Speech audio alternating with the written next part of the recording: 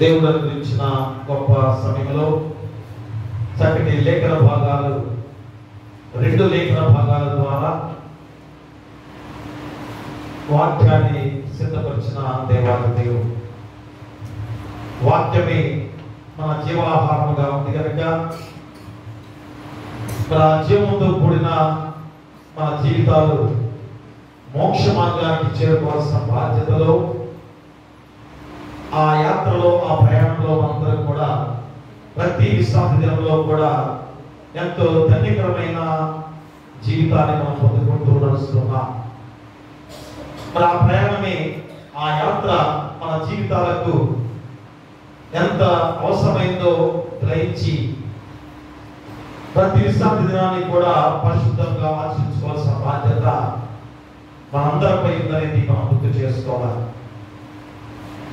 మరి ఎవరికో గృహంలో ఒకరికి ఆ మోక్ష మార్గానికి చేరుకుంటే చాలునే, నా కుటుంబం యావత్తు కూడా దేవుని రాజ్యానికి వారసులుగా అవుతామనే ఆలోచన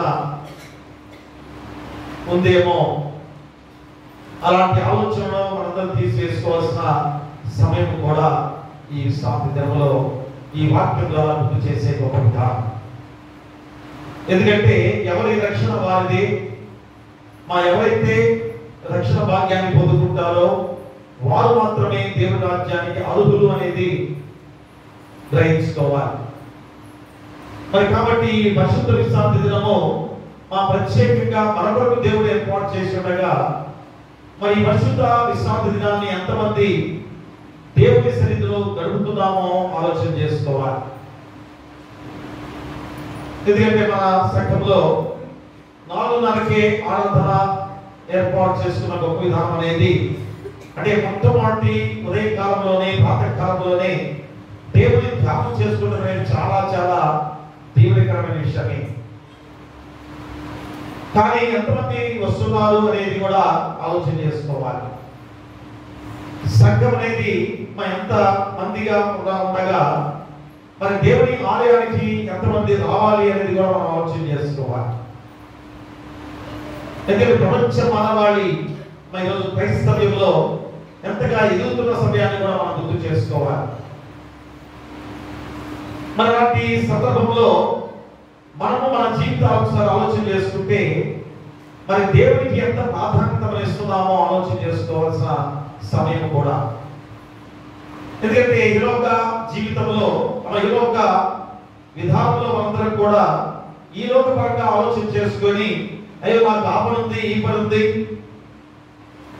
ఈరోజు నాకు సెలవు దినం కనుక, ప్రపంచ హాలిడే కనుక నా పని నేను చూసుకుంటాను అనే ఆలోచన ఎంతమందికి ఉందో అదంతా కూడా గ్రహించుకొని మరి ఈరోజు అయినా కానీ ఈ వాక్యం ద్వారా మన యొక్క జీవితాలని సిద్ధపరచేసుకోవాల్సిన సమయము ఆసన్నమైంది. ఎందుకంటే మా కుడివైపున దొంగ రెప్పపాటులో మారు మనసు పొందారు, కుడివైపున దొంగ రెప్పపాటులో మారు మనసు పొందారు.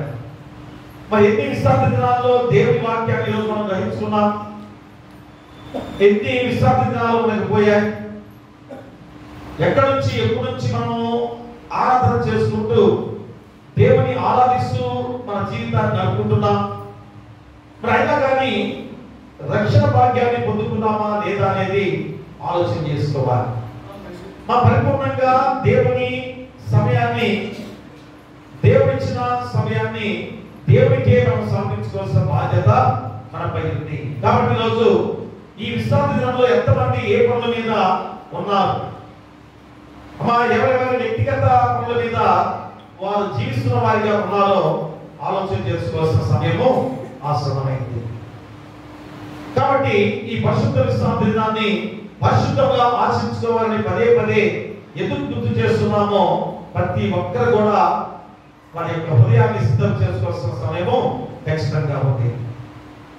ఎందుకంటే మన జీవితాలు ఎలా ఉన్నాయి? మా రెప్పపాటులో ఎప్పుడు ప్రాణాలు పోతాయో తెలియదు కదా. కానీ కుడివైపు ఉందన్న రెప్పపాటులో రక్షణ భాగ్యాన్ని పొందుతున్నాడు. కానీ లోక జీవితంలో మన ప్రాణాలు ఏ విధంగా ఎప్పుడు పోతాయో, ఏ రీతిగా మనం జీవిస్తున్నామో ఈ లోక విధంగా మనం ఆలోచన చేసుకుంటే మరి దేవుల్లో మనం ఉన్నామా? దేవుని రక్షణ భాగ్యంలో మనము ముందుకు సాగుతున్నామా అన్న ఆలోచన ప్రతి ఒక్కరు కూడా చేసుకోవాల్సిన బాధ్యత మనందరిపై ఉంది. అందుకనే ఈరోజు 2 లేఖన భాగాలు కూడా మనకు చాలా ప్రాముఖ్యంగా ఈరోజు వాక్యాన్ని మనకి గుర్తు చేస్తున్నాడు. పత్రిక పాఠ్య భాగంలో మా అపోస్తలుడైన పౌలు ఎఫెసీ సంఘానికి చాలా ప్రాముఖ్యమైన వాక్యాన్ని ఈరోజు మనకు గుర్తు చేస్తున్నాడు. ఏమనగా ఆదామునందు పూర్వ జీవితము పాప జీవితము. ప్రియాత్మల గమనించుకోండి, మా ఆదామునందు పూర్వ జీవితం ఎలాంటిది? పాప జీవితంగా ఉందనేది గుర్తు చేసుకోవాలి. మరి ఈరోజు కూడా అదే పాప జీవితంతో ఉన్నామా? ఆదాము నందు మనందరం కూడా ఎలాంటి మరణాన్ని పొందుతున్నామో ఆ మరణం ఎలా వచ్చింది? పాప ఫలితమే మరణం. పాప ఫలితమే మరణం. అది ఎలా వచ్చింది? ఆదాము హవ్వలు ఆజ్ఞను అతిక్రమించి ఆ పాప ఫలితం ద్వారా మరణాన్ని సంక్రమించిన విధానం.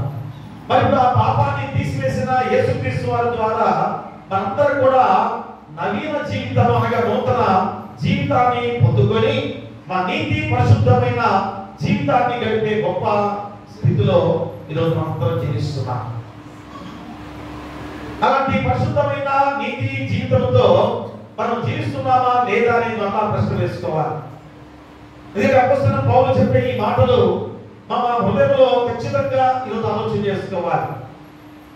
మరి దేవుని వాక్యమే అపోస్తలుడైన పౌలు ద్వారా చెప్పింది కదా. అదే ఎఫెసీ సంఘానికి అపోస్తలుడైన పౌలు ఎంత గొప్ప మాటలు ఈరోజు మనం గుర్తు చేస్తున్నామనగా మనందరం కూడా నూతన జీవితంలో ఉన్నాం, నూతన సృష్టిలో జీవించే వారిగా ఉన్నాం. మరి నూతన జీవితాన్ని పొందుకొని కూడా ఆ పాత లోక జీవితంలో మనం జీవిస్తున్నాం. ఖచ్చితంగా ఈరోజు నీ హృదయాన్ని ఖచ్చితంగా ఈ వాక్యం మీద లగ్నం చేసి వాక్యానుసారంగా జీవించడానికి సిద్ధపడాలి. కాబట్టి స్వార్థ పాఠ్య భాగంలో యేసుక్రీస్తు వారు స్వయంగా ఎంత గొప్ప మాటలు ఈరోజు మనం గుర్తు చేస్తున్నామనగా చూడండి, ఒక పక్షవాయువు కలిగిన వాడు మరి మంచం మీద పడి ఉండగా ఆ పక్షవాయువుతో ఉన్న మంచాన్ని ఏకంగా సంఘంలో ఉన్న మనుషులు ప్రజలు ఎత్తుకొని తీసుకొచ్చి యేసుక్రీస్తు వారి దగ్గర స్వస్థత చేకూర్చాలని ప్రయత్నం చేసే సందర్భం. ఎందుకని? దానిలో ఉన్న సత్యం ఏంటి? ఒక మనుషుడు పక్షవాయువుతో ఉన్నాడు, మంచం మీద పడి ఉన్నాడు. సంఘంలో ఉన్న జనుడు ఏం చేశారు? మంచం ఎత్తుకొని యేసుక్రీస్తు వారి దగ్గర తీసుకొచ్చి రక్షింప చేయాలనే ఆలోచన వారికి కలిగింది. అంటే అర్థమైంది, మా సమాజంలో దేవుని మార్గం అనేది ఉంది, దేవుని నీతి అనేది ఉంది, దేవుని యొక్క శక్తి అనేది మనలో ఉంది అనేది చాటి చెబుతున్న గొప్ప విధానం. ఇంకా దేవుని ప్రేమ మనలో ముందుకు సాగుతుంది అనే ఆ గొప్ప సంఘటన ఈరోజు మనం గుర్తు చేసే వాక్యమే ఈ యొక్క స్వార్థ పాఠ్య భాగంలో. కాబట్టి వారు యేసుక్రీస్తు వారి దగ్గర తెచ్చినప్పుడు వారి విశ్వాసాన్ని చూసి యేసుక్రీస్తు ఎంత ఆనందపడ్డాడో ఈరోజు మనందరం కూడా గమనించుకోవాలి. మరి ఎంతమంది ఈరోజు ఎదుటివాడికి దేవుని చేత రక్షణ చేయాలనే ఆలోచన నీలో ఉంది? నీ పొరుగువాడికి రక్షణ భాగ్యాన్ని పొందుకోవాలి, నీ పొరుగువాడు దేవుల్లో ఉండాలి, దేవుని రాజ్యానికి వారసులు కావాలనే ఆలోచన మనం ఎంతమంది చేస్తున్నాం? స్వార్థమే కదా, నేను నా అనే స్వార్థమే మనలో ఉంది. కానీ ఎదుటి వారి విషయంలో ఏమి ఆలోచన చేస్తున్నాం? అదే స్వార్థ పాఠ్య భాగంలో ఎంత ప్రాముఖ్యమైన వాక్యాన్ని దేవుడు గుర్తు చేస్తున్నాడు చూడండి. అంటే ప్రజల్లో ఉన్న ఆ గొప్ప విశ్వాసము, మా ప్రజల్లో ఉన్న ప్రేమ మనందరిలో ఉందో లేదో మన సంఘం ఈరోజు ఆలోచన చేసుకోవాలి. ఎందుకంటే సంఘం అంటే అర్థం ఏంటి? మా సంఘం అంటే అర్థం ఏంటి? ఒక కుటుంబం. మా సంఘం అంటే అర్థం ఏంటి? ఒక కుటుంబం. అంతేగాని అదే నా ఇంటి పేరు వాడు, నీ ఇంటి పేరు వాడు అనే ఆలోచన ఈరోజు మనలో రాకూడదు. సంఘం అంతా కూడా ఒకే కుటుంబము. కాబట్టి మా కుటుంబంలో ఎవరికి ఏదైనా కానీ నా కుటుంబంలో ఒక మనిషికి అస్వస్థత ఉంది అనే ఆలోచన మనం చేయాలి. మరి రోజు మంచం మీద పక్షవాయువుతో ఉన్న వారి విషయంలో అక్కడ ప్రజలు ఏ విధంగా అతను బంధువుని ఏమాత్రం కూడా రాయలేదు, అతను చుట్టమని ఏమాత్రం రాయలేదు. ఇదిగో యేసుక్రీస్తు వారు వచ్చాక కనుక అతను రక్షణ చేయాలి, అతని యొక్క అనారోగ్యత తీసివేసే విధంగా మేము సహాయం చేయాలి అన్న ఆలోచన ఆ ప్రజలకు తగిన విధానాన్ని మనం గుర్తు చేసుకోవాలి. ఈరోజు మన సంఘం కూడా ఎన్ని సంవత్సరాల నుంచి దేవునిలో ఉన్న సంఘం, ఎన్ని సంవత్సరాల నుంచి దేవుని వాక్యాన్ని గ్రహిస్తున్న సంఘంగా ఉంది. మరి ఎదుటి వారికి మనం ఏం సహాయం చేశాం అన్న ఆలోచన మనలో ఎప్పుడైనా కలిగిందా? మరి ఈరోజు ఆలోచన చేసుకోవాల్సిన బాధ్యత.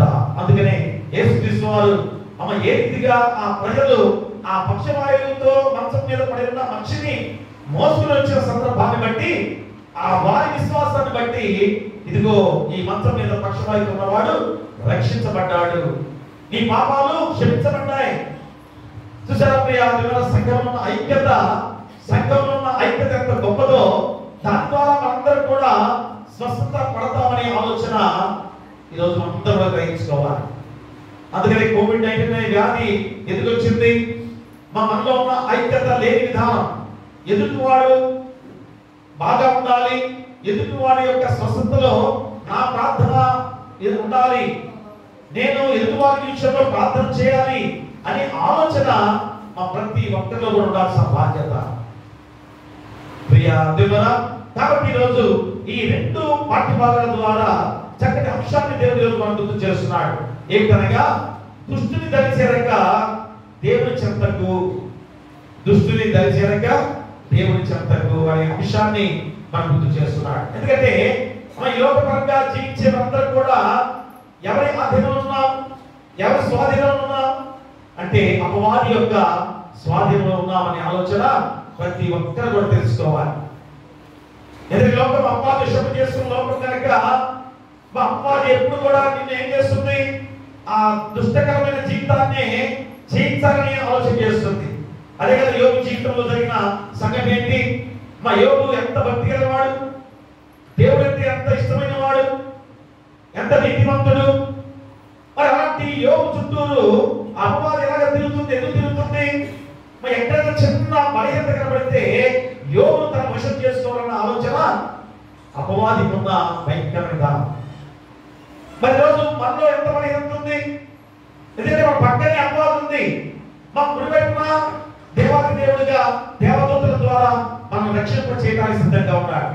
మా ఇటువైపు ఏమో అపవాది సిద్ధంగా ఉంటుంది. ఎప్పుడైతే బలహీనపడతామో తన వశం చేసుకోవడానికి సిద్ధపడుతుందా? మరి ఏ మార్గంలో నువ్వు ప్రయాణం చేస్తావు? మా దుష్టుని మార్గంలో ప్రయాణం చేస్తున్నావా? అందుకని రోజు దుష్టుని ధరించాక దేవుని చెంతకు రావాలి, ఖచ్చితంగా దేవుని చెంతలోనే ఉండాలి. అందుకని దేవుడే నా ఆశ్రయం అనే పాట ఎందుకు పాడుకున్నాం? మా దిగుతుగా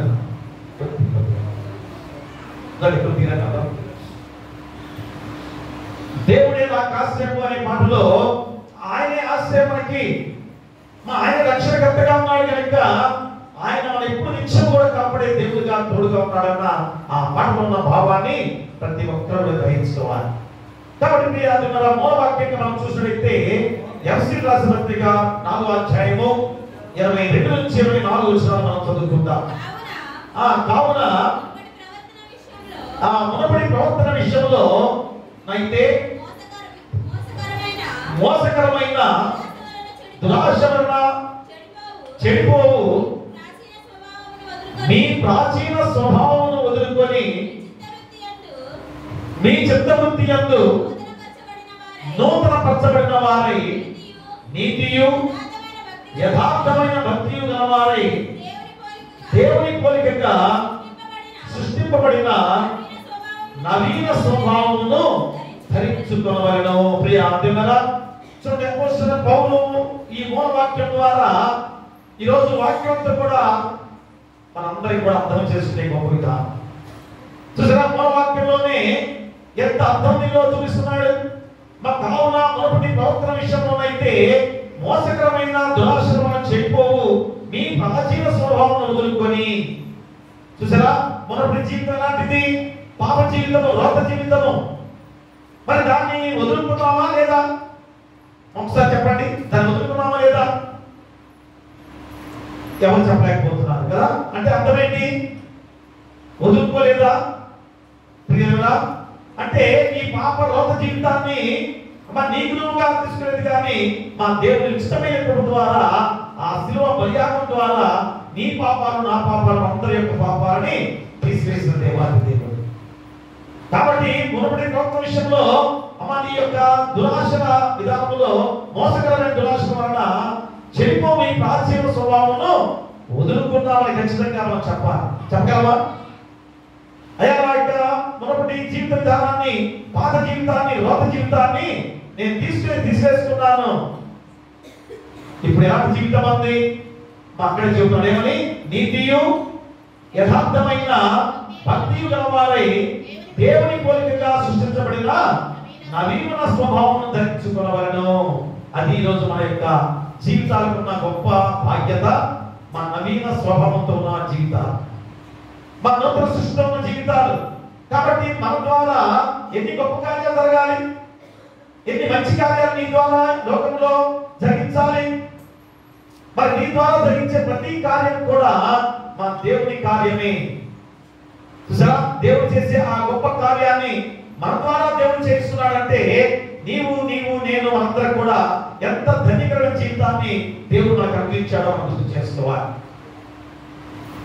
కాబట్టి రోజు మన జీవితాలు చాలా ధన్యకరమైనవి గుర్తు చేస్తున్న దేవాది దేవుడు. కాబట్టి మన దేవుడు బిడ్డలైన విశ్వాసులను దేవుడి చెంతకు రానియకుండా దుష్టులైన అపవాది చేయని కార్యమే ఉండదని రోజు అందరం గమనించుకోవాలి. ప్రతి చెడు కార్యాన్ని మనతో చేయించాలని ప్రయత్నము ఇటుపక్క అపవాది చేస్తుంది. మరి పక్క దేవాది దేవుడు ఏం చేస్తున్నాడు? మంచి కార్యం నీతో చేయించాలని ప్రతి నిత్యం కూడా ఆయన ఎదురు చూస్తున్న దేవాది దేవుడు. మరి ఏ మార్గాన్ని ఉంచుకుంటున్నాం? మరి లోకంలో ఇంత చెడు ఎందుకుంది? ఒకసారి ఆలోచన చేస్తున్నావా? ఎవడో చెడు చేశారని అనుకున్నావేమో, కానీ మరి నీ ద్వారా ఎంత చెడు వచ్చిందో నువ్వు ఏమన్నా ఆలోచన చేస్తున్నావా? ఈ ఒక్క మాట నువ్వు గ్రహించినట్లయితే మా ప్రతి ఒక్కరూ ఒకరిని ఏవైతే చూపించాం, కానీ మా నాకు నేనుగా ఎలాంటి చెడు విధానంలో జీవిస్తున్నానో ఆ చెడు జీవితాన్ని నేను తీసివేసుకోవడం ఆలోచన మనలో కలగాలి. ఎందుకంటే చెడు అనేది మనలో ఉన్నట్టు అర్థం ఏంటి? అపవాది విషయమే, అపవాది యొక్క బిడ్డలమే. కాబట్టి ఈరోజు నేను ఆలోచన చేసుకొని మా దేవాది దేవుని యొక్క మార్గంలో ప్రయాణం చేసిన బాధ్యత మనకు ఉంది. కాబట్టి ఈరోజు చేయాల్సిన కర్తవ్యం ఏంటి? మా దుష్టుని ధరించాక దేవుని చెంతకు ఖచ్చితంగా, ఎందుకని ప్రశ్న వేస్తే ఆ ప్రశ్నకి జవాబు ఖచ్చితంగా చెప్పుకోవాలి. అందుకనే దుష్టుని ధరించాక దేవుని చెంతకు అని ఎందుకు ఆఫ్ చేశాను? మా తర్వాత దేవుని చెంతకు చేరుతున్నావా, చేరట్లేదా?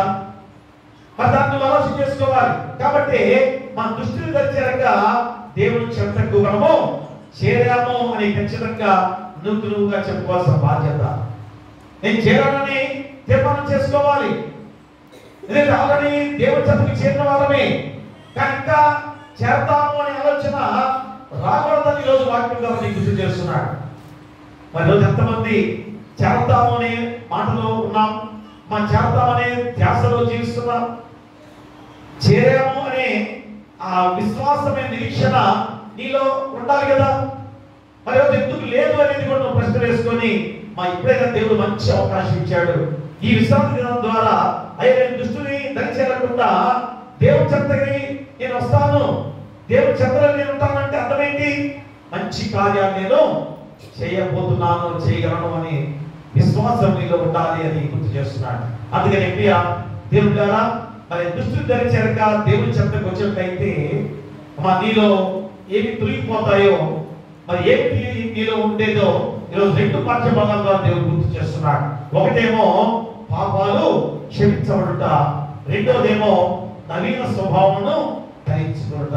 చూసారు ఎంత గొప్ప వాక్యం ఈ రోజు నీకు గుర్తు చేస్తున్నాడో ఆలోచన చేసుకోవాలి. దుష్టుని ధరించాక దేవుని చెంతకు వచ్చినట్లయితే నీకు ఏం జరుగుతుంది?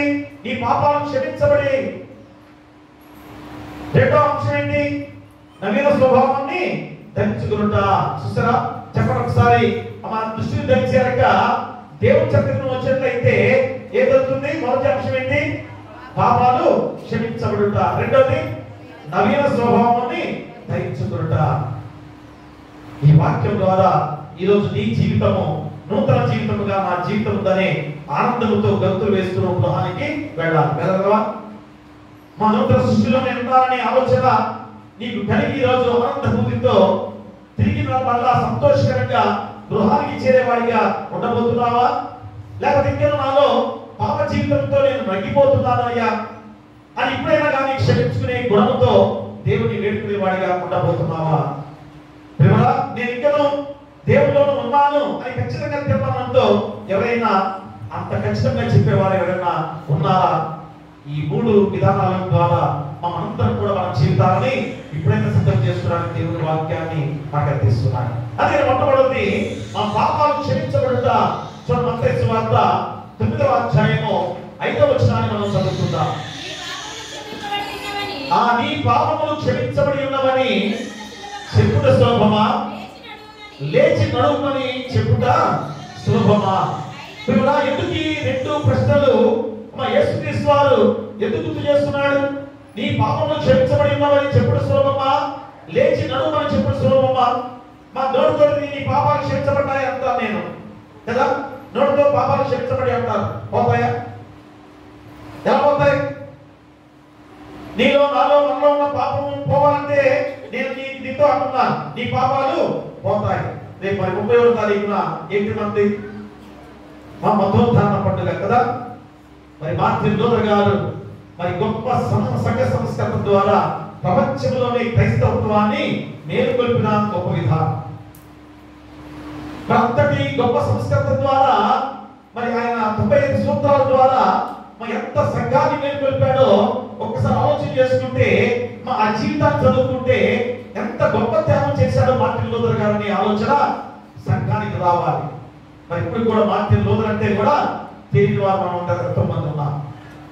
మా లూథర్ సంఘంగా ఉండి కూడా మార్టిన్ లూథర్ గారి విషయం తెలియదు అనే మాట ప్రతి ఒక్కరిలో ఉంది. ఎందుకంటే నేను నెల రోజుల క్రితంగా రేపు ఈరోజు ఆదివారం ఎగ్జామ్ పెడతాం, శివ సమాజం వారికి క్విజ్ పోటీ పెడతామని పదే ఎన్నోసార్లు నేను అనౌన్స్మెంట్ చేస్తే మా మార్టిన్ లూథర్ గారు చెప్పి పేపర్ తీసుకోమంటే ఒక్కరు ముందుకు రాలేదు.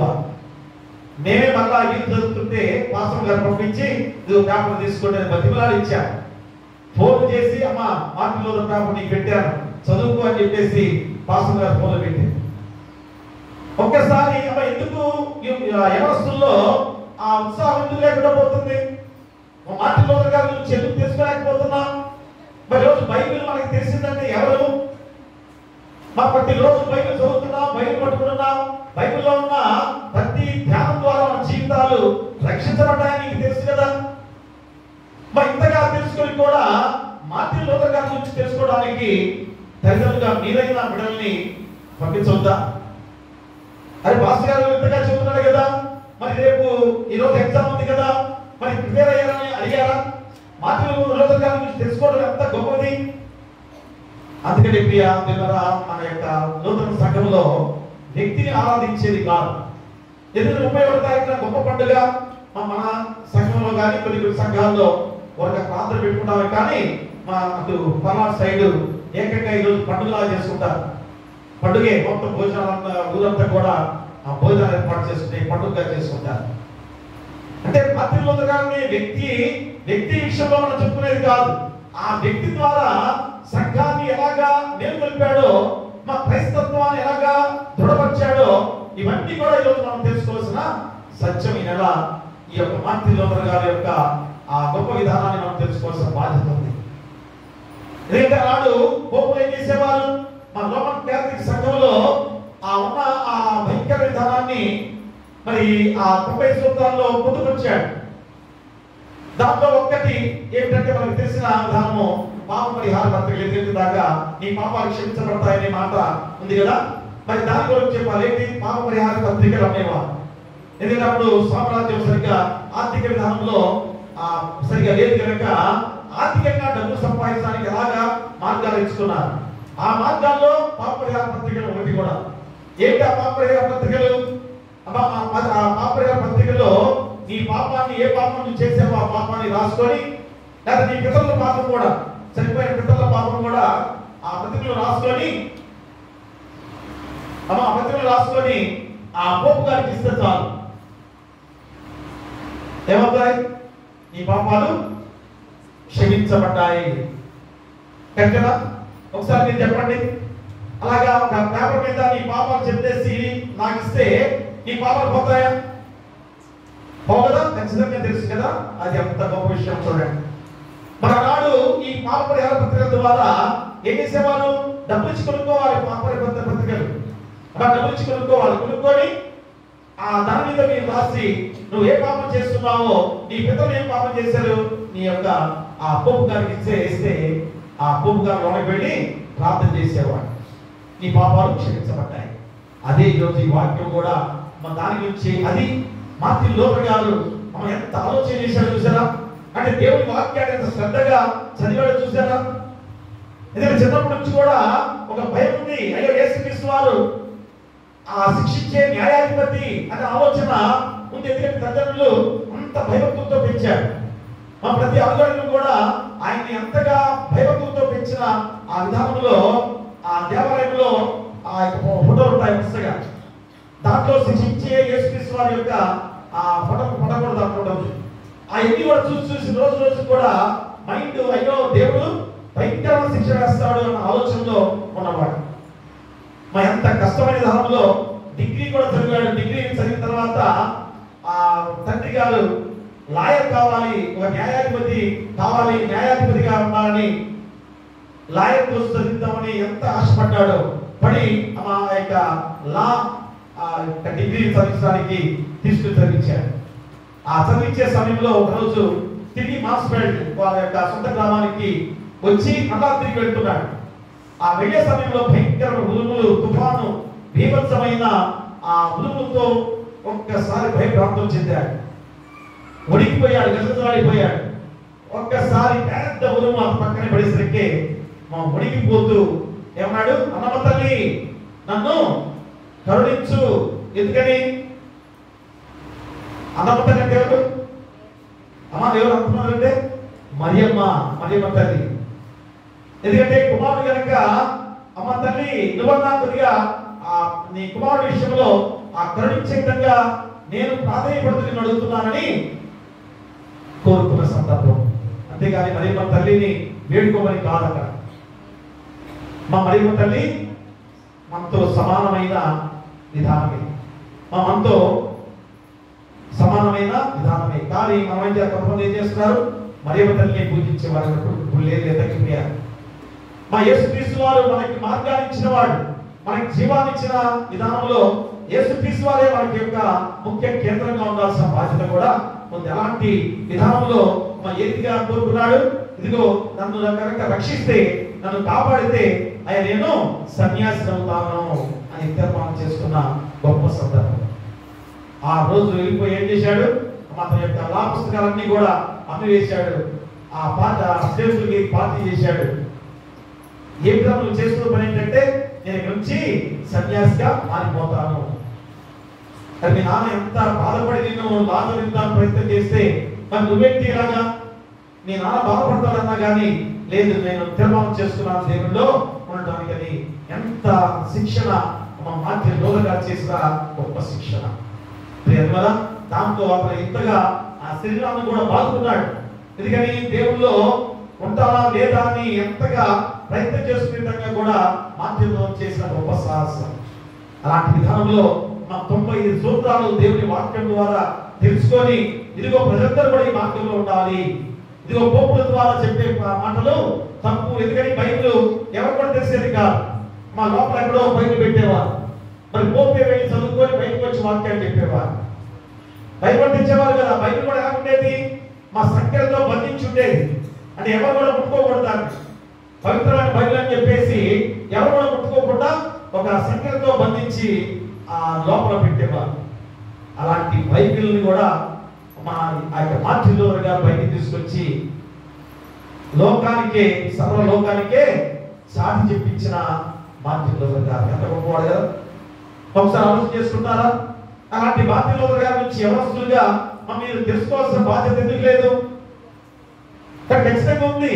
మన సంఘం కానీ లోకమంతా కూడా ఆ క్రైస్తవ్యం ఎంతగా వెచ్చలబడిందంటే, ఇంతగా లోకంలో క్రైస్తత్వం ముందుకు సాగిందంటే మార్టిన్ లూథర్ గారి యొక్క ఆ ప్రయాణమే కదా. కాబట్టి ఇప్పుడైనా కానీ మనం గమనించుకొని మన ఆ యొక్క మార్టిన్ లూథర్ గారి జీవితాన్ని తెలుసుకొని మన జీవితాలు కూడా మార్చుకోవాల్సిన బాధ్యత మనపై ఉంది. అందుకని ఆనాడు ఏ రీతిగా మనం చూడండి, అక్కడ ఏమంటాడు యేసుక్రీస్తు వారు 5వ వచనంలో, నీ పాపములు క్షమించబడి ఉన్నామని చెప్పుడు సులభమా, లేచి నడుమని చెప్పుడు సులభమా? ప్రియమా, ఈ రెండు ప్రశ్నలు ఎందుకు వేశామనగా చూడండి, అక్కడ 1వ వచనంలో మనం చదువుకున్నట్లయితే, తర్వాత ఆయన దోణి ఎక్కి సముద్రము దాటి తన పట్టణంలో ప్రవేశింపగా ఇదిలో చెడు పక్షవాయుతో మంచం పట్టి ఉన్న ఒకని ఆయన ఎదురు తీసుకుని వచ్చి యేసు వారి విశ్వాసమును చూచి, కుమారుడా ధైర్యంగా ఉండుము, నీ పాపములు క్షమించబడి ఉన్నవని పక్షవాయుతో గల వారితో చెప్పాను.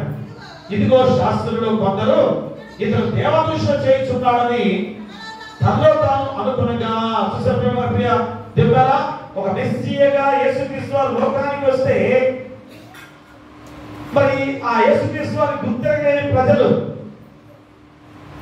అలాంటి సందర్భంలో వారి శాస్త్రులు పరిశీలందరూ కూడా ఏమంటారు, అక్కడ ఇతను దేవదూషణ చేయుచున్నాడు తనలో తాను అనుగుణంగా వారి మనసులో ఆలోచన చేస్తున్నారు. హృదయ రహస్యాలు ఎరిగిన దేవుడు మా చూడండి, యేసుక్రీస్తు వారే వారి హృదయ రహస్యాలు ఎరిగాడు. ఎరిగి వెంటనే వారిలో ఉన్న భావన ఏంటో తెలుసుకున్నాడు. వెంటనే వారి నుంచి ఆ యొక్క వాక్యాన్ని బోధించడానికి సిద్ధపడ్డాడు. అదే అంటాడు అక్కడ. అందుకనే వారి తలంపులు గ్రహించిన యేసుక్రీస్తు వారు ఏమన్నాడు, మీరెందుకు మీ హృదయంలో దురాలోచన చేస్తున్నారు? ప్రియ మంచి కార్యం చేస్తుండగా మా సమాజంలో ఉన్న ప్రజలు ఆ పక్షవాయుతో మంచం మీద పడి ఉన్న వాడిని యేసుక్రీస్తు వారి దగ్గర తీసుకొస్తే అక్కడ యేసుక్రీస్తు వారు ఏమన్నాడు, నీ విశ్వాసము ఏమంటాడు అక్కడ, కుమారుడా ధైర్యంగా ఉండము, నీ పాపములు క్షమించబడి ఉన్నామని పక్షవాయు గల వారితో చెప్పాను. అక్కడ చాలా అర్థం ఉంది. అమ్మ మనం ఏమనుకుంటాం, అయ్యో నేను పాస్టర్ దగ్గర వెళ్తే ప్రార్థన చేస్తే స్వస్థపడాలి అని ఆలోచన చేస్తాం. చూడండి, ఇక్కడ పక్షవాయుతో ఉన్న వారిని తీసుకొచ్చారు కరెక్టే. వారు తీసుకొచ్చిన వారి విషయంలో యేసుక్రీస్తు వారు ఏమన్నాడు, కుమారుడా ధైర్యంగా ఉండు, నీ పాపములు క్షమించబడ్డాయి. అంటే అర్థమైంది, పాపం వల్ల వచ్చు రోగము.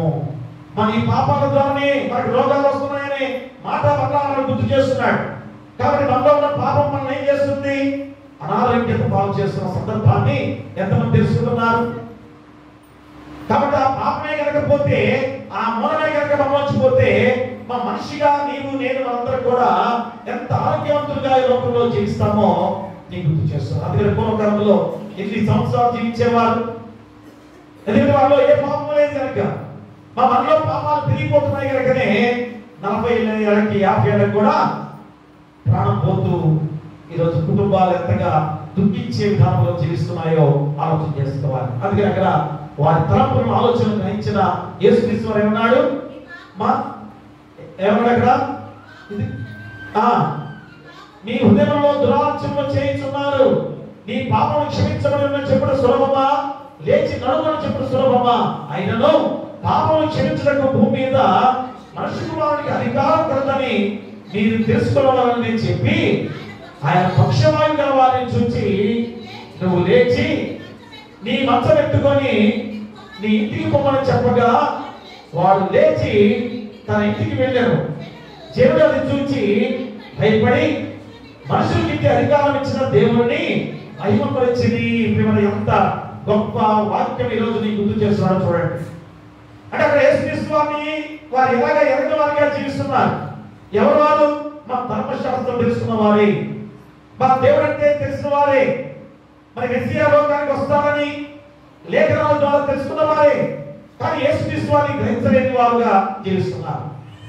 ఈరోజు నీవు కూడా అదే స్థితిలో ఉన్నావా? మనం కూడా అదే స్థితిలో ఉన్నావా? మన పక్కనే దేవుడు మనకు తోడుగా ఉండగా, మన కుడి వైపునే దేవుడు నీకు తోడుగా ఉన్నాడు. కానీ అలాంటి దేవుడిని మనం గ్రహించలేకుండా ఈ ఎడవైపునున్న ఆ యొక్క దుష్టుని యొక్క విధానంలో మనం ఇంకనూ ఆ యొక్క లోకరీతిగా దుష్ట విధానంలో జీవిస్తున్న వారికి ఉన్నామనేది ఖచ్చితంగా నీకు గుర్తు చేస్తున్నాడు.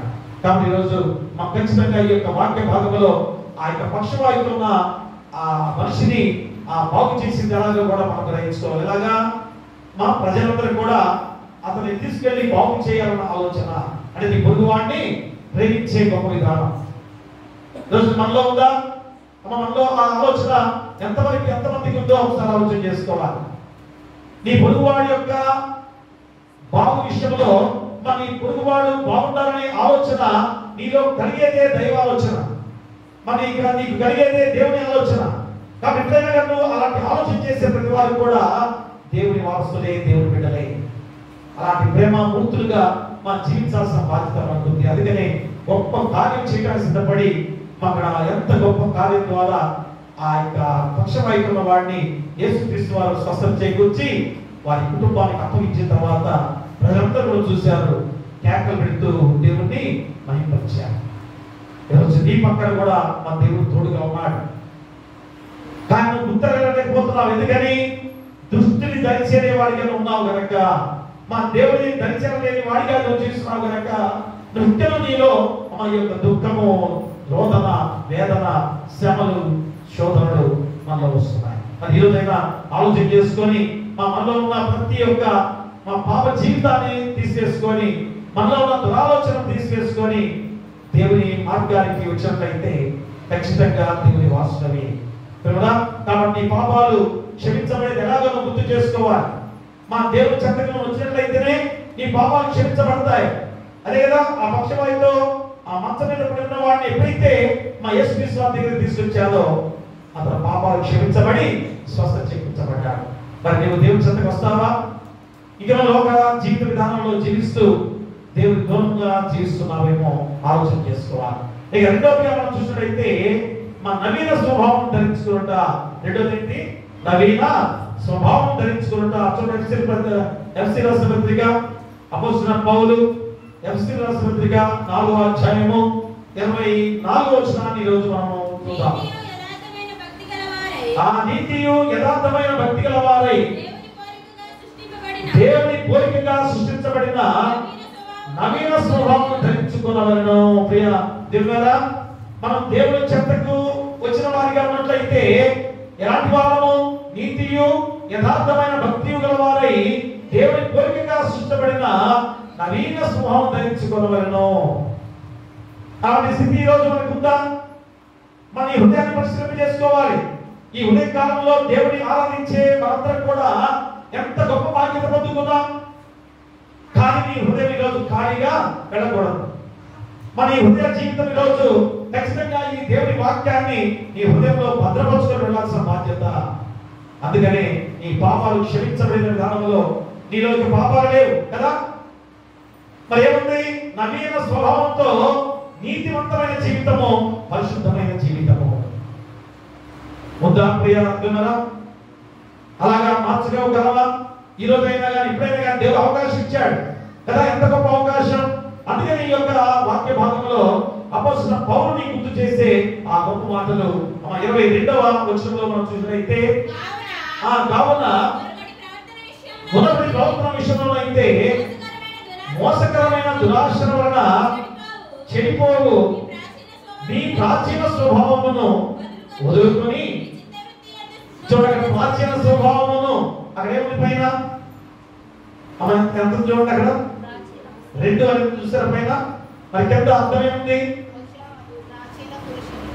ప్రాచీన ప్రజలలో కదా మొదట కూర్చబడి ఉన్నది. ప్రాచీన ప్రజలులాగా ఏ విధంగా పాత్రబంధన కాలంలో జరిగిన సంఘటన ఈరోజు మనం గుర్తు చేస్తున్నాడు. ప్రాచీన స్వభావం వదులుకొని నీ చిత్తవృత్తి యందు నూతనపరచబడిన వారై.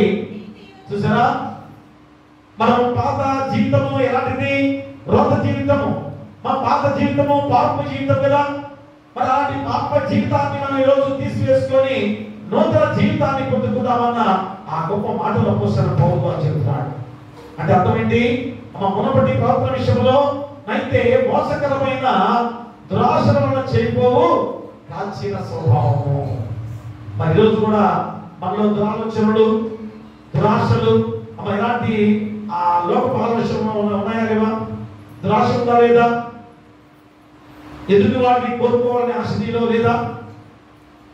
వాడి కలిగిన దాన్ని తీసుకోవాలని ఆలోచన నీలో లేదా? ప్రతి సందర్భంలో కూడా అంటే అలాంటి దురాశలు మనలో ఉన్నాయి. మరి ఆ దురాశలు నీలో ఉన్నాయంటే అర్థం ఏంటి? ప్రాచీన స్వభావమా, నవీన స్వభావమా? ప్రాచీన స్వభావమే కదా. మరి రోజు అలాంటి దురాశను మనం తీసేసుకుంటే నవీన స్వభావంలో ఉన్నామనే ఆలోచన ఖచ్చితంగా నువ్వు చేయాలి.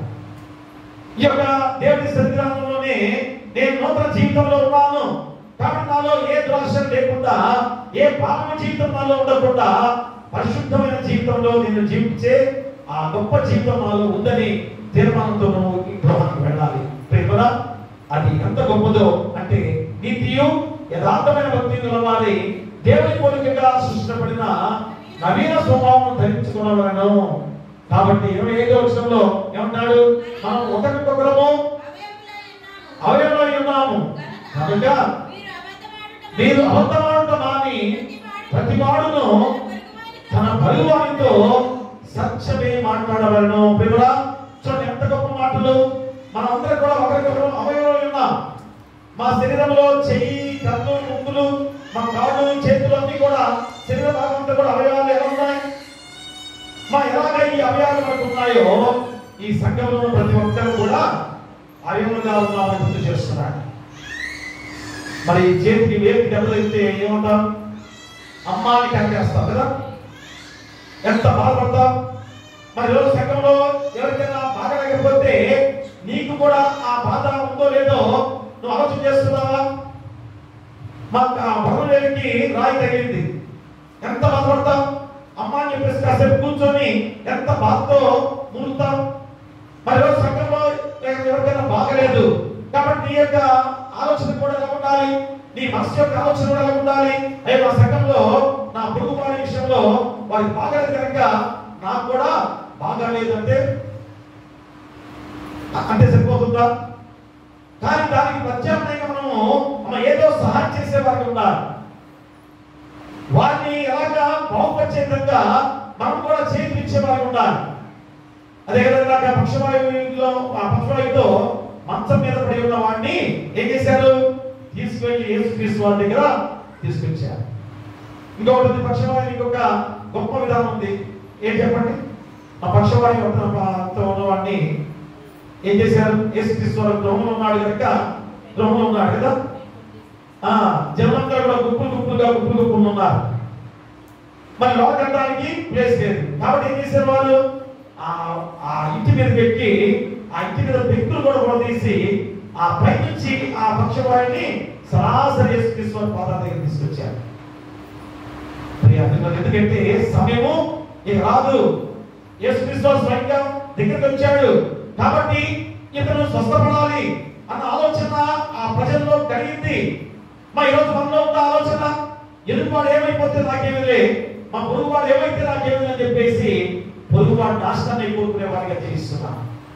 అది క్రైస్తవ ధర్మం కాదని భగవాన్ గుర్తు చేస్తున్నాడు. మా క్రీస్తు ప్రేమ కాదని గుర్తు చేస్తున్నాడు. నీ కొరకు శిలువ యాగంగా అర్పించుకున్న విధానము దేనికనగా నీలో ప్రేమ రావాలి.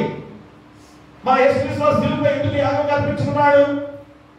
నీ మీద ఉన్న ప్రేమ, మన మీద ఉన్న ప్రేమ, మనందరి ప్రేమ ద్వారా శిలువపై బలియాగంగా అర్పించుకున్నాడు. నిన్ను శిలువ మీద బలియాగంగా అర్పించుకోమని చెప్పట్లేదు, కానీ మా ఒకరికైనా ఒకరు ప్రేమ కలిగి ఉండాలి. అందుకని అక్కడ ఏమన్నాడు?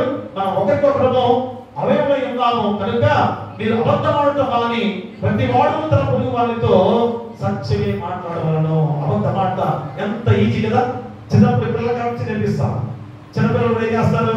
ఆ తినేదని తీసుకొని అరే దాంట్లో తీసామంటే ఆ పిల్లలు ఏం చేస్తాడు? నేను తీయలేదని ఎంత దాచిపెట్టుకుంటాడు. నేను చూడలేదు, తండ్రిగా చూస్తా, చేతిలో చూసావు కానీ ఏం చేస్తాడు? ఆ తండ్రి చూడలేదే, తండ్రి చూడలేదని చెప్పేసి ఎంత దాచిపెట్టుకుంటాడు. కొద్దిగా రహస్యాలుగా దేవుడు అన్ని కూడా చూస్తున్నాడు. కాబట్టి నువ్వు కూడా ఈరోజు ఏ విధంగా అబద్ధం ఆడుతున్నావు? ఎన్ని విషయాలు అబద్ధాలు ఆడుతున్నావు? మరి అబద్ధాన్ని దేవుడు చూడడా? అందుకనే పొరుగు వాడితో సత్యమే పలకాలి. నువ్వు ఒకవేళ తప్పు చేస్తే తప్పులు ఒప్పుకోవాలి. మాది ఎంత గొప్ప విధానం, అది దేవుడికి సంబంధించిన జీవిత మార్గం అనేది నువ్వు గ్రహించాలి. అదే చెబుతున్నాడు ఇక్కడ. మా తర్వాత చూడండి, ఆ గొప్పవాడు కానీ పాపం చేయకూడి. చూసారా? మా గొప్పవాడు కానీ పాపం చేయకూడదు. ఎందుకంటే భార్య భర్తల మధ్య ఈ ఎక్కువగా ఈ గొడవ ఉంటుంది కదా. భార్య భర్తల మధ్య గొడవ వస్తాయి కదా. పురుషుడు ఏం చేస్తాడు? వెంటనే చెయ్యెత్తాడు కదా. అవునా? శ్రీమంతులకు తెలుసు పురుషులు బాధపడతారేమో. భార్య భర్తల మధ్యలో గొడవ వస్తే ఏం చేస్తారు? ముత్తమడుగా పురుషులపై చేయుతాడు, ముత్తమడుగా పట్టడానికి ప్రయత్నం చేస్తుంటారు. సో కోపడాలు కంటే స్త్రీ బలహీనరాలు ఘటమే మనం కోపడవచ్చు. ఎందుకని? పురుషుడికి అధికారం ఇచ్చారు. కానీ అమ్మ ఈరోజు ఈ లోక విధానంలో పురుషుడు దేవుళ్ళు అంతగా లేని సత్యాన్ని మా లోకమే ఈరోజు గ్రహించింది. కాబట్టి పురుషులు కోపం రావచ్చేమో, కానీ మా పురుషులు ఆ ఆధిక్యతలో లేదు కనుక మా స్త్రీలని కోపడాల్సిన విధానంలో లేని మనస్తత్వంతో జీవించే సమయంలో ఉన్నారు పురుషులు. కాబట్టి ఈరోజైనా తెలుసుకొని మా పూర్వకాలంలో పురుషులు ఏం చేసేవారు? యజమానులు ఏం చేసేవారు? మొట్టమొదటిగా వారే దేవాలయంలోకి వెళ్ళేవారు. ఎందుకంటే స్త్రీ గర్భ విషయంలో గర్భవతిగా ఉన్నప్పుడు వెళ్ళలేదు కదా, మా పిల్లలకి అనే ధర్మంలో వారు వెళ్ళలేదు కదా. ఆ యొక్క భార్య కొరకు, మా బిడ్డల కొరకు భర్తగా దేవాలయానికి వెళ్ళి మొక్కులు వచ్చేవాడు, మా దేవాలయానికి వెళ్ళి ప్రార్థన చేసుకుని వచ్చేవాడు. కానీ ఈరోజు పురుషులు ఏం చేస్తున్నారు? నా భార్య గర్భవతిగా ఉంది కాబట్టి నేనేం చేయాలి? గడ్డము మా చుట్టూ పెంచుకోవాలి కదా. అది మనకు బాగా చేస్తున్నారు, చాలా చక్కగా చేస్తున్నారు. మాది బిడ్డలకి అనారోగ్యత, ఈ గడ్డం చుట్టూ పెంచుకుంటే ఈ స్త్రీ గర్భంలో ఉన్నప్పటికీ అనారోగ్యత, ఇదే చాలా ప్రమాదకరం కూడా ఒక్కొక్కసారి. కాబట్టి అది కాదు చేయాల్సింది. మన ఈ బిడ్డలని ఏ రీతిగా దేవుని మార్గంలో పెంచుకుని ఆ గొప్ప విధానం గుర్తు చేసుకునే విధానంలో నువ్వు ఎలా ఉండాలి? భార్య భర్తల మధ్య ఆ సన్నిహితమైన విధానంలో భార్య గర్భవతిగా ఉంది కనుక నవమాసాలు మోసి బిడ్డలు కనే ఆ గొప్ప విధానంలో స్త్రీ ఉంది కనుక భర్తగా నువ్వు ఏం చేయాలి? ప్రేమగా అనురాగంగా దేవుని దగ్గర వేడుకొని చక్కటి సుఖస్వంతో నా భార్య బిడ్డను కనాలి అని ఆలోచన చేయాలి. అది పూర్వకాలం చేసేవారు. అమ్మ హన్నా జీవితం అదే కదా. మా అన్న ఏముంది? భర్త రమ్మన్నాడు, ప్రతి ఏళ్ళ కూడా మనం వెళ్తున్నాం కదా, బిడ్డను తీసుకొని దేవాలయం వెళ్తాం రమ్మంటే అయ్యా నేను బిడ్డను మొక్కుబడిగా దేవాలయంలో సమర్పించుకోబోతున్నా, కాబట్టి పాలు పంపించే వరకు కూడా నేను రాను అన్నప్పుడు భర్త ఆగిపోయాడా? మా భర్త వెళ్ళాడు, వెళ్ళి దేవాలయం వెళ్ళి ఆరాధన చేసుకొని ఆ యొక్క భార్య గురించి, కుటుంబాల గురించి ప్రార్థన చేసుకొచ్చాడు. ఎంతమంది మా పురుషులు దేవుణ్ణి ఆరాధించే వారికి ఉన్నారో ఖచ్చితంగా ఆలోచన చేసుకోవాలి. ఎందుకంటే కుటుంబంలో ఇన్ని శోధనలు వస్తున్నాయంటే అర్థమైంది, యజమానుడు దేవుల్లో బలమైన వాడిగా లేడు కాబట్టి, మా యజమానుడు శక్తివంతుడిగా లేడు కాబట్టి కుటుంబంలో శోధనలు వస్తున్నాయి. ఎప్పుడైతే యజమానుడు దేవుని ఆలయానికి వస్తాడో, ప్రతి విశ్రాంతి దినాన్ని ఖచ్చితంగా ఆశిస్తాడో, ఆ కుటుంబం ఎంతగా వర్ధిల్లుతుందో, ఆ బిడ్డలు ఎంతగా గొప్పగా వర్ధిల్లుతారో ఎంతో మంది కళ్ళార మన సంఘంలో వారిని మీరు చూశారు, చూస్తున్నారు కూడా. కాబట్టి ప్రతి పురుషుడు కూడా ఇది ఖచ్చితంగా ఆలోచన చేసుకోవాలి. అందుకని ఇక్కడ ఏమన్నాడు? కోపడు కానీ పాపం చేయకుడి. మా కోపడంగా ఏం చేస్తారు? ఒక ఎనపరాన్ని తీసుకుని కొడితే ఏమవుతుంది? సరిపోతుంది కదా, సరిపోతాడు. లేదంటే ఏదైనా గొడవ అవుతున్నప్పుడు ఏం చేస్తారు? మా కర్రలు తీసుకొని, రాళ్ళు తీసుకొని ఆ బానిసరికి సరిపోవడం. చూసారా ఎంత పాపం? నరహత్య చేయవచ్చా? నరహత్య చేయకూడదు ఆజ్ఞంలో లేదా? మరి పాపం చేయడం కాదా? మరి ఎంతమంది మా చేతితో కొట్టేవాళ్ళు కూడా ఉన్నారు. కోపం రాగానే వాడు అన్నింటిలో అధికారం కానీ, లేకపోతే బలాఢ్యులు కానీ, లేకపోతే సంఘంలో ఆ కుటుంబం కొద్దిగా గొప్పగా పెద్ద కుటుంబంగా ఉంది కాబట్టి కొడితే వాడి తిరిగి మళ్ళీ నన్ను పట్టడంలే, నా 10 మంది వారు నా చుట్టుపక్కల అనే ధైర్యంతో కూడా తక్కువగా ఉన్న వాడిని కొడతారు చాలా మంది కూడా. అది ఎంత పాపమో ఈరోజు గుర్తు చేస్తున్నాడు కదా. మా ఎదుటి వాడిని కొట్టే అంత పాపం నీలో ఉండకూడదు. ఆ గొప్పడు తప్పు చేస్తారు, స్త్రీలు బలహీనులైన గడప కనుక మా కొద్దిగా ఆలోచన విధానంలో తక్కువ ఆలోచన చేసుకుంటారు. ఆలోచన తక్కువ ఆలోచన కనుక గొప్పడు, కానీ దెబ్బ వేయకూడదు, కొట్టకూడదు. అది చెప్పే ఆ గొప్ప మాటలో చాలా ప్రాముఖ్యమైన మాట. కాబట్టి అక్కడ ఏమంటారు? గొప్పడు కానీ పాపం చేయకూడి, సూర్యుడు అస్తమించే వరకు మీ కోపం నిలిచి ఉండకూడదు. చూసారా, సూర్యుడు అస్తమించే వరకు ఎంత గొప్ప మాటగా ఈరోజు గుర్తు చేస్తున్నాడు చూడండి ప్రియా దేవుడు. సూర్యుడు అస్తమించే వరకు మీ కోపము నిలిచి ఉండకూడదు. ఖచ్చితంగా ఆ కోపం పోవాలి. ఆ కోపం మానుకొని ఏ రీతిగానో వల్ల నీ జీవితాన్ని ముందుకు సాగింప చేసుకోవాల్సిన వాడిగా ఉండాలి. తర్వాత ఏంటి? అపవాది చోటు ఏర్పడి ఆ దొంగిల వాడు ఇక మీద దొంగిలక అక్కగల వారికి పంచిపెట్టుటకు వీరు నిమిత్తము తన చేతులతో మంచి పనులు చేయించు కష్టపడవలను. అది మన యొక్క ఆ జీవిత పరమావధి ఎంత గొప్ప మాటగా అపోస్తలుడు పౌలు గారు గుర్తు చేస్తున్నాడో ఆలోచన చేసుకోవాలి కదా. ఎందుకంటే అపవాది చోటి దొంగిల వాడికి మీద దొంగిలక అక్కడ వానికి పంచిపెట్టుటకు వీలు కలిగిన నిమిత్తము తన చేతులతో మంచి పని చేయించు కష్టపడవలను. కష్టపడి సంపాదించిన సంపాదన నిలుస్తుంది. అంతేగాని ఏదో అన్యాయంగా అక్రమంగా వచ్చే సంపాదన నాకు బాగా గొప్పవాడిగా చేసిందని ఆలోచన నువ్వు చేస్తున్నావేమో. దాని ద్వారా ఏదో ఒక అనంతత నీ కుటుంబంలో జరుగుతుంది కూడా జరిగింది కూడా. కాబట్టి ఎక్కడ చేయడం తెలుసుకొని ఎలాంటి అన్యాయం కానీ అక్రమాలు కానీ లేకుండా నీ యొక్క సంపాదన ఎలా ఉండాలి? నీ చేతుల కష్టార్జితంతోనే సంపాదించిన సంపాదన ఎంతైనా దాచిపెట్టుకో. ఆ దాచిపెట్టిన ధనాన్ని దేవుడు చాలా గొప్పగా చేస్తాడు. ఆ డబ్బుతోనే నీ బిడ్డలను గొప్పగా చేస్తాడు. ఆ డబ్బుతోనే నీ జీవితాన్ని గొప్పగా చేస్తాడు. అంతేగాని ఇదిగో రూపాయికి 10 రూపాయలు లాభం పొందే విధంగా మనకి ఇచ్చే ఆహార పదార్థాలు ఎంతని కలిగలుగుతారు కదా. ఈరోజు లోకం అంతా కూడా అలాగే ఉంది కదా. ఏ వస్తువు కొనాలని ఇది మంచిదా పోయి నేను కూడా అడుగుతుంటే పాస్టర్ రాకూడదు. ఆ వ్యాపారస్తుడు మంచిదా అంటే ఏమంటాడు? మంచిదా కూడా చెప్తా అంటాడా? నేను అడుగుతాను ఏది మంచిదేనా మంచి క్వాలిటీ అడిగేసరికి మా పాస్టర్ పక్కనే ఆ వ్యాపారస్తుడు మంచిది చెప్పకుండా చెప్తాను చెబుతాడా? ఈరోజు ప్రతి ఒక్కరు కూడా అంటాం కదా. ఎక్కడికైనా వెళ్ళినప్పుడు వ్యాపారాన్ని కాదు ఏదైనా కాదు అక్కడ వెళ్ళినప్పుడు మంచిదా చెడ్డదా అని చెప్పేసి ఆలోచన. అంటే లోకమంతా కూడా మా చెడు అనేది ఎంతగా వ్యాపించిందో ఈరోజు మనం గమనించుకోవాలి. కాబట్టి ప్రియ దేవుడా ఖచ్చితంగా నీ కష్టాలు అదే అంటాడు. ఏమని? యెహోవాను భయభక్తులు కలిగి ఆయన త్రోవలో నడుచువారు ధన్యులు. నిత్యముగా నీ చేతుల కష్టార్జితము నువ్వు అనుభవించే గొప్ప మాట 128వ దావీదు సంకీర్తనలో చెప్పబడిన మాట. నీ చేతుల కష్టార్జితం అనుభవించాలి. ఎందుకు చెప్పండి? ఎందుకని ఆ మాట ఆది కాండంలోనే నీకు చెప్పబడిన మాట.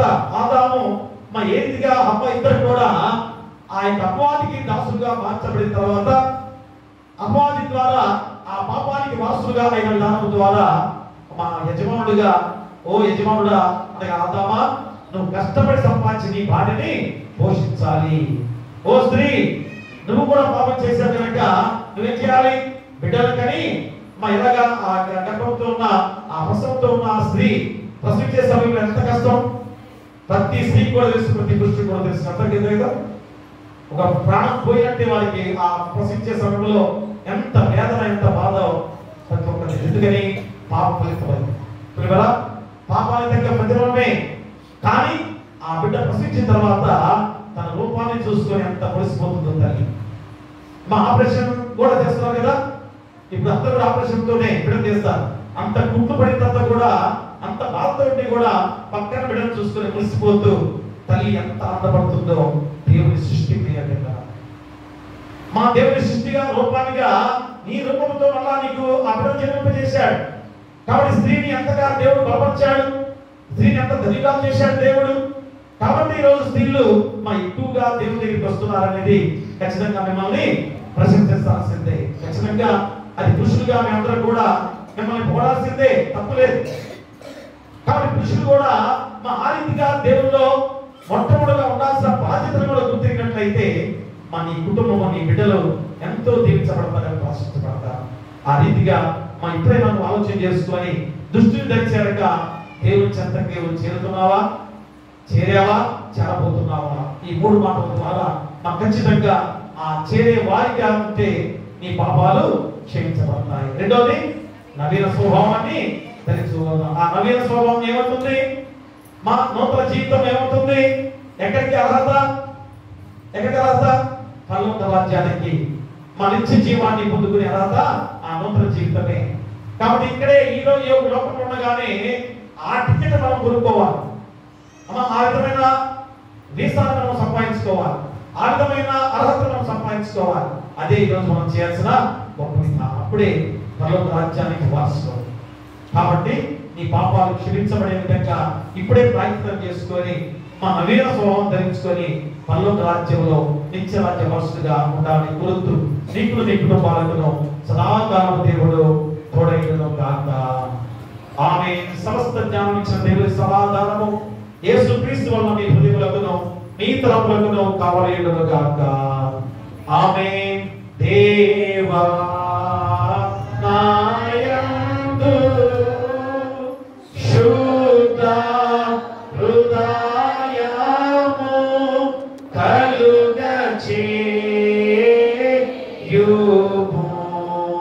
నాంతరంగములో స్థిరమైన మనసును తనముగా పుట్టించుము.